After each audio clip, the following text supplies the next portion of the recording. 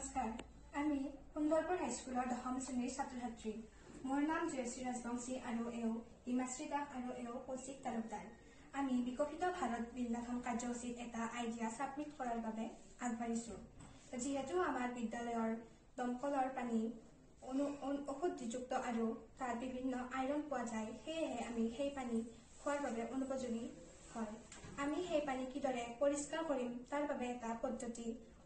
কৰিবলৈ ওলাইছো তাৰ পিছৰ পৰ্যায় মই হিমাশ্ৰী দাসক কোৱাৰ বাবে আহ্বান জনালো নমস্কাৰ অশুদ্ধ পানীৰ পৰা কেনেকৈ খোৱাৰ বাবে উপযোগী পানী পাব পাৰো তাৰ বাবে এই পৰ্যবেক্ষণটো দেখুৱাই দিবলৈ মই আগবাঢ়িছো প্ৰথমতে আমি 5টা পাত্ৰ ললো প্ৰথম পাত্ৰত শিল দ্বিতীয় পাত্ৰত এঙাৰ আৰু তৃতীয় পাত্ৰত শিল আৰু বালি ললো তাৰপিছত চতুৰ্থ পাত্ৰটোত ললো বালি আৰু পঞ্চম পাত্ৰটো খালীভাৱে ললো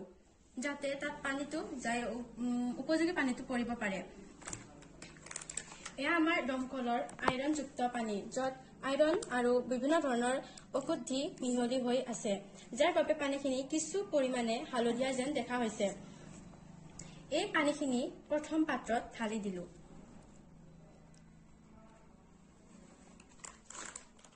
প্ৰথম পাত্ৰটোত যত শিল আছে শিলে কিছু পৰিমাণে আইৰণযুক্ত পানী দিয়াৰ পৰা মানে ঔষধ যিবোৰ শোষণ কৰিব তাৰ পৰা পানীটো ফিল্টাৰ হৈ দ্বিতীয় পৰ্যায়ত পৰিব দ্বিতীয় পাত্ৰটোত আছে এঙাৰ এই এঙাৰে ঔষধ যিবোৰ কিছু পৰিমাণে শোষণ কৰিব তাৰ পাছত ইয়াৰ পৰা ফিল্টাৰ হৈ পুনৰ তৃতীয় পাত্ৰটোত পৰিব তৃতীয় পাত্ৰটোত শিল আৰু বালি আছে এই শিল বালিয়ে এঙাৰৰ পৰা অহা পানীখিনি কিছু পৰিমাণে শোষণ কৰিব তাৰ পিছত ইয়াৰ পৰা গৈ পুনৰ চতুৰ্থ পাত্ৰটোত পৰিব চতুৰ্থ পাত্ৰটোত বালি আছে এই বালিবোৰে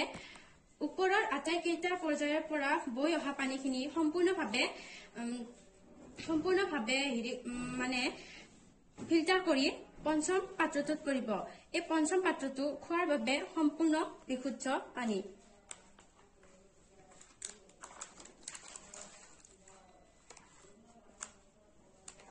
এয়া বিশুদ্ধ খোৱা পানী আৰু এয়া আইৰণযুক্ত দমকলৰ পানী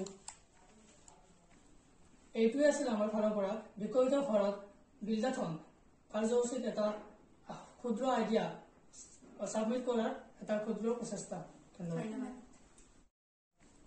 এইটোৱে আছিল আমাৰ ফালৰ পৰা বিকশিত ভাৰত বিল্ডাথন কাৰ্যসূচীত এটা ক্ষুদ্ৰ আইডিয়া সাবমিট কৰাৰ এটা ক্ষুদ্ৰ প্ৰচেষ্টা ধন্যবাদ